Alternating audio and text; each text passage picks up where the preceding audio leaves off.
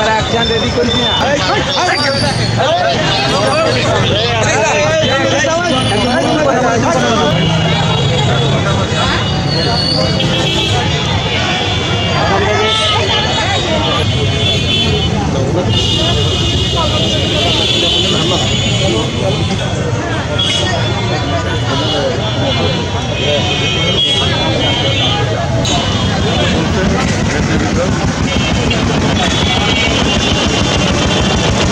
মেয়রের সাথে ওই অ্যাকাউন্টটা অপারেট করে অন্য একজন অফিসার, আমি না। অর্থাৎ সেই বিলটা দেওয়ার দায়িত্ব তাদের, মেয়র আর সেই অফিসারের।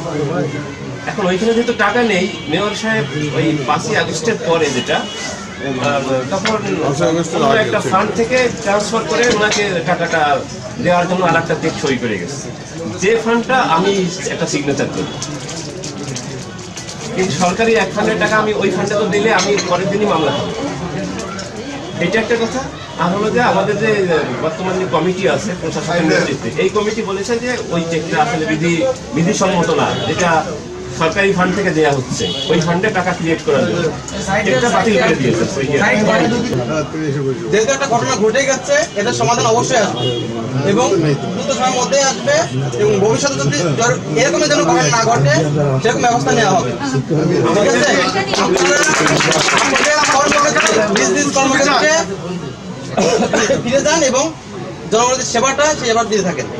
ঠিক আছে, একটা বিষয় হুঁশিয়ার করে দিতে চাই, এখানে যারা আমাদের নেতাকর্মীরা আছেন, আপনারা কেউ কোনো প্রকার অন্যায় পারে কিন্তু ছাড় পাবেন না।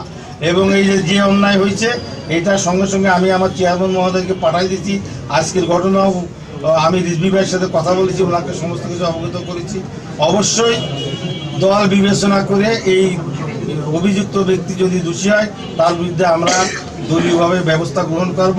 মুয়াজ্জেম আছে, আমি বলবো যে তোমরা প্রশাসনে আসো, তোমরা প্রশাসনিকভাবে আইনগতভাবেও যাতে সুরা হয় সেটা তুমি নিশ্চিত করবা।